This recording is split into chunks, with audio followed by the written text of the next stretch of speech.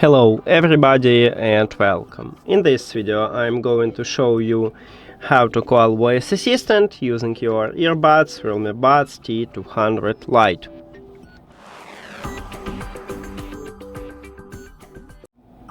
And firstly we need to add this feature to the gesture, because by default we cannot call voice assistant. You need to open REALME Link application. Of course, you should add your earbuds to the app and then you will see them at the device list. Tap at your earbuds and we need to go to the button settings. Now you can set it to the double press, triple press and press and hold for the left or right earbud. And you cannot set it for the press and hold for left and right earbud.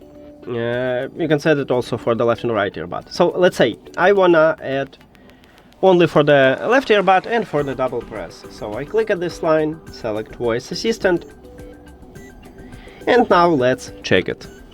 So 1, 2, and I just call Google Assistant. If you set up Gemini, you will call Gemini, or maybe you have Samsung, you will call Bixby. That's it.